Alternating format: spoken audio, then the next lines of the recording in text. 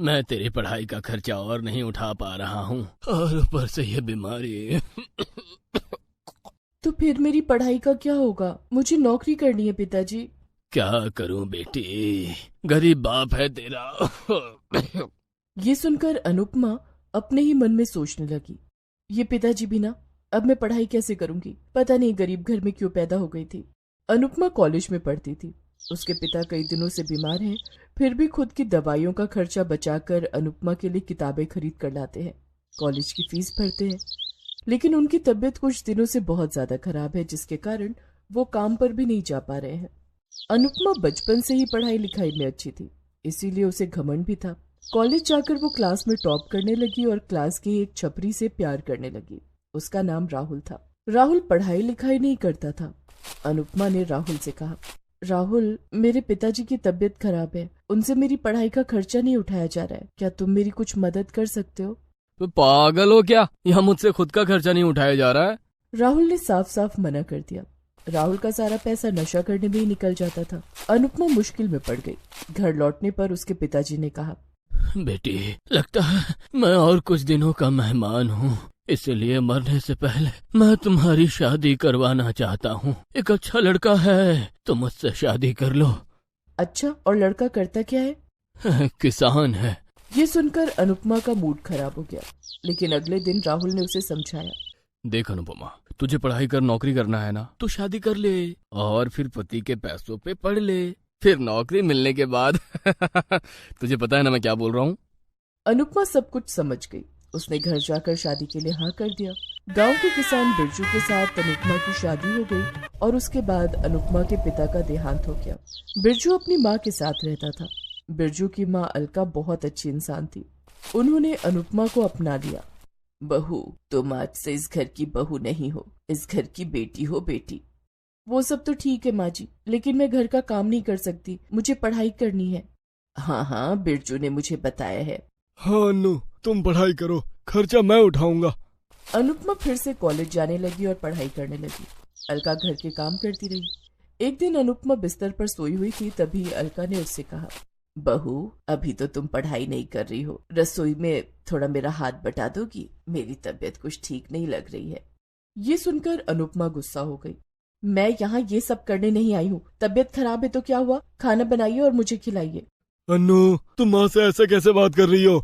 बिल्कुल सही कर रही हूँ। तुम्हारी माँ को बता दो कि आगे से मुझे कोई काम करने के लिए ना कहे। बिरजू और अलका शांत हो गए। घर के अंदर अनुपमा का हुक्म चलता रहा। एक दिन अनुपमा को कॉलेज निकलने में थोड़ी देर हो गई। कॉलेज पहुंचकर अनुपमा ने देखा कि राहुल किसी और लड़की के साथ हंस हंस कर बात कर रहा है। अनुपमा के सामने जाते ही वो लड़की भाग गई। अनुपमा ने राहुल से कहा, वो लड़की कौन थी और मुझे देखकर भाग क्यों गई?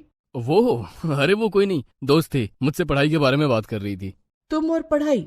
क्यों, मैं पढ़ाई नहीं कर सकता क्या? मुझ पर डाउट मत करो अनु, तुम किसी और से शादी कर सकती हो और मैं किसी और लड़की से बात भी नहीं कर सकता। हाँ। अनुपमा चुप हो गई। वो राहुल के प्यार में पागल थी। उस दिन कॉलेज के प्रोफेसर ने कहा, सुनो सब लोग, तुम्हारे लिए एक खुशखबरी है। हम कॉलेज से एक हफ्ते के लिए घूमने जा रहे हैं और उसके लिए तुम सबको 10-10 हजार रुपए सबमिट करने होंगे। राहुल ने अनुपमा से पूछा, अनु, जाओगी ना घूमने? हमारी सुहागरात हो जाएगी। जाने की इच्छा तो है, लेकिन पैसे कहाँ से लाऊं? क्यों, अपने पति से कहो। चलो ना अनु, बहुत मजा आएगा। अनुपमा ने घर लौटकर बिरजू से कहा कि उसे पढ़ाई करने के लिए एक हफ्ता बाहर जाना है और उसके लिए उसे पैसे चाहिए। लेकिन मेरे पास 10,000 रुपए कहाँ से आएंगे? मैं गरीब हूँ अनु। वो तो तुम्हें शादी से पहले सोचना चाहिए था। मुझे कुछ नहीं पता, मुझे पैसे चाहिए। ओह ठीक है, तुम्हारी पढ़ाई जरूरी है, मैं कुछ करता हूँ। बिरजू ने अपनी जमीन का एक हिस्सा गिरवी रख दिया और उन पैसों से अनुपमा राहुल के साथ घूमने चली गई। अलका ने बिरजू से कहा, बेटा, वो जमीन ही हमारा आखिरी भरोसा है, वो भी अगर चली जाएगी तो हम खाएंगे क्या? अरे चिंता क्यों कर रही हो माँ, अन्नू को नौकरी मिल जाएगी तो वो जमीन छुड़ा लेगी ना। अन्नू दिल की अच्छी है माँ, आप निश्चिंत रहो। बिरजू ने अपनी माँ को मना लिया। 10 दिन बाद अनुपमा घूम कर आ गई। अब उसे नई किताबें चाहिए थी। उसने बिरजू से मांगा। बिरजू ने कुछ पैसे उधार लेकर नई किताबें खरीद दी। ऐसे ही अनुपमा की पढ़ाई के लिए बिरजू ने बहुत से लोगों से पैसा उधार ले लिया।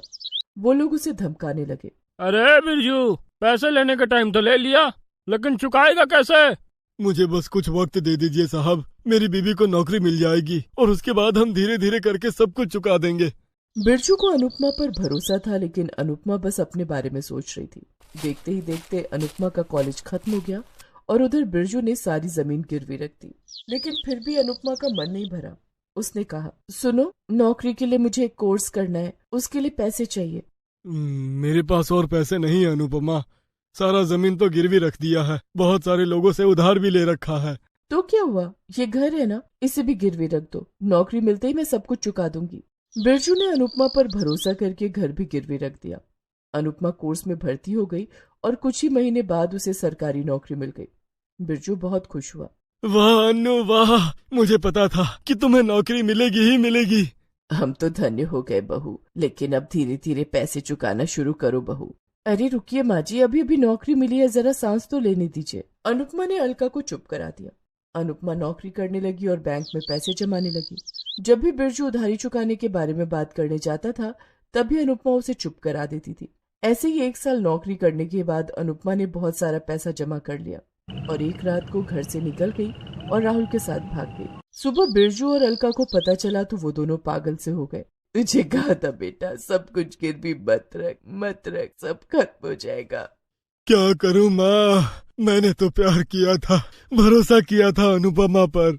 बिरजू ने जिनसे उधार लिया था वो लोग आकर बिरजू और अलका को मारने लगे। उन दोनों को घर से निकाल दिया। बिरजू और अलका रास्ते पर भटकने लगे, भीख मांगकर खाने लगे। उधर राहुल ने अनुपमा से कहा, अन्नू, तुम्हारा पति अगर तुम पे केस कर दे तो तुम्हारा सारा पैसा जब्त हो सकता है, तुम उन पैसों को मेरे अकाउंट में डाल दो। अनुपमा ने राहुल के अकाउंट में पैसे डाल दिए और अगले दिन राहुल अनुपमा को लेकर एक होटल में गया। अन्नू, ये पानी पी लो और थोड़ा सो जाओ, मैं कुछ देर में लौटता हूँ। अनुपमा पानी पीकर सो गई। उसे बहुत तेज नींद आ गई। राहुल चला गया। असल में उस पानी में नींद की गोली मिलाई गई थी। 2 दिन बाद अनुपमा की नींद खुली। राहुल कहाँ गया?